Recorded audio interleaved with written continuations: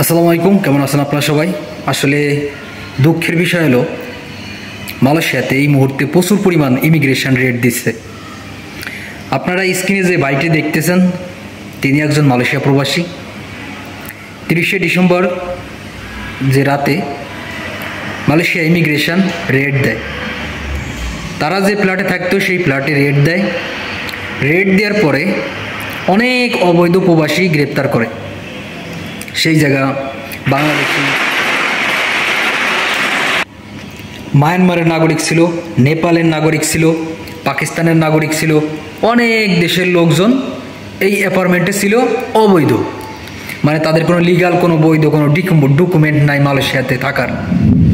এই অবস্থাতে আমাদের এই বাংলাদেশি ভাই যিনি স্ক্রিনে দেখতেছেন অনেক স্বপ্ন নিয়ে মালয়েশিয়াতে আসছিল।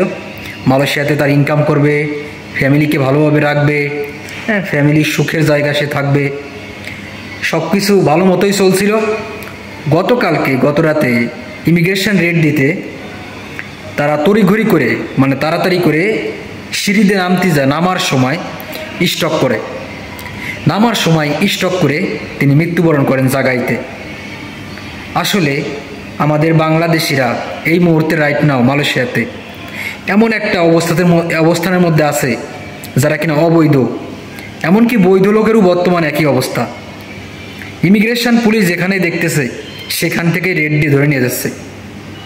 আমার এই ভাইটিও নিশ্চয়ই ভাবছিল যে আসলে হয়তো পার পেয়ে যাবো দৌড়াইয়ে, কিন্তু আসলে পার কোনো সিস্টেম ছিল না। সিঁড়িতে নামার সময় পড়ে যায়, হয়তো বা স্টক করে সাথে সাথে মারা গেছে। কি নির্মম পরিহাস! আইছিল মালয়েশিয়াতে, জীবিত অবস্থায় আইছে, এখন তার লাশ যাবে বাংলাদেশে। এখন এই লাশটাও যাবে অনেক পেরা নিয়ে, অনেক সমস্যার সম্মুখীন হয়ে। এত সহজেই তার লাশটা বাংলাদেশে যাবে না, কারণ সে অবৈধ, তার কোনো বৈধ ডকুমেন্ট নাই। এখন তার পরিবারের সাথে যোগাযোগ করবে, তার পরিবারের খোঁজ খবর নিবে, তারপরে সব ডকুমেন্ট আনবে। এই সব প্রসেস তৈরি করতে মিনিমাম আরও 1 মাস থেকে 1.5 মাস, এমনকি 3 মাসও লেগে যাবে তার এই লাশটা বাংলাদেশে যাইতে।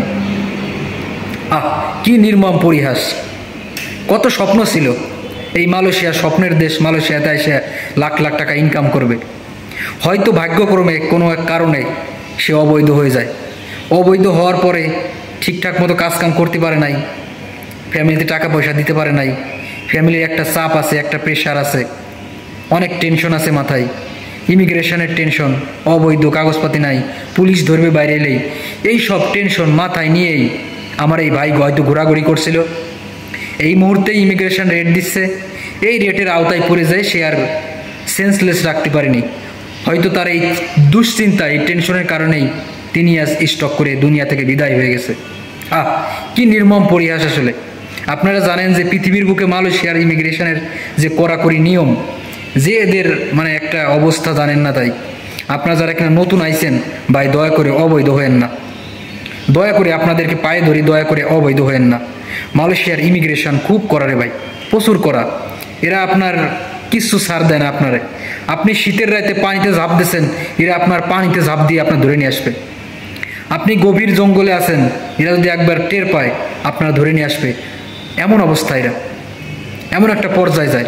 তবে হ্যাঁ, অনেক বাংলাদেশি ভাই আছে অবৈধ, যারা কিনা গ্রাম অঞ্চলে থাকে, তাদের ব্যাপার আলাদা, একটু সাবধানতা অবলম্বন করবেন। আর আপনারা জানেন যারা কিনা অবৈধ থাকে তাদের কিন্তু নানান ধরনের টেনশন থাকে মাথায়। এই কোন সময় আমার পুলিশে ধরবে, আমার কোন সময় ইমিগ্রেশন রেট দিবে, আমি কোন সময় ঠিকমতো কাজকাম করতে পারবো কিনা, এরপরে মালিকে ভালোভাবে কাজকাম দেয় না, কাগজপাতি নাই, কি একটা টেনশন জানেন না। তাই মালিক এই বাসা ভাড়া দেয় না, অনেক কষ্টে থাকতে হয়। যাদের কিনা আত্মীয় স্বজন নাই মালয়েশিয়াতে, তারা দয়া করে ভাই অবৈধ থাকেন না ভাই।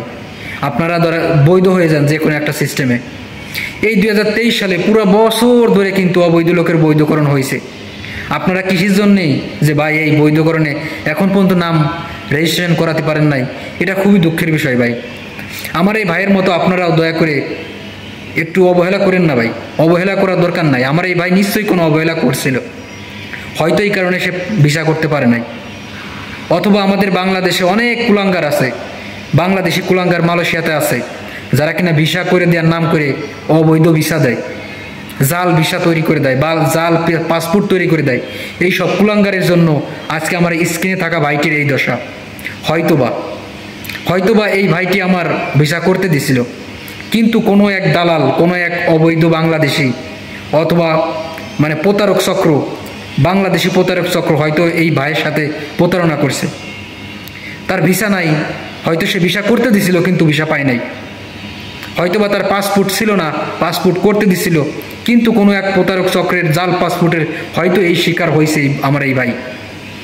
আমি একজন প্রবাসী হিসেবে আমার বাংলাদেশ দূতাবাস যারা আছে, মালয়েশিয়াতে যারা আছে, তাদেরকে বলবো ভাই আপনারা একটু পাসপোর্ট সেবাটা একটু ভালো করে দেবেন। আর আপনারা যারা কিনা নতুন, তারা দয়া করে কোম্পানি থেকে ভাগে যাওয়ার দরকার নাই, পালায় যাওয়ার দরকার নাই, অবৈধ হওয়ার দরকার নাই। আপনারা বৈধভাবে থাকেন, সঠিকভাবে থাকেন, সঠিকভাবে জীবনযাপন করেন। আশা করি বুঝতে পারছেন। ধন্যবাদ, সবাই ভালো থাকবেন। ভিডিওটা শেয়ার করে দেবেন যাতে সবাই বুঝতে পারে এবং জানতে পারে। আল্লাহ হাফেজ।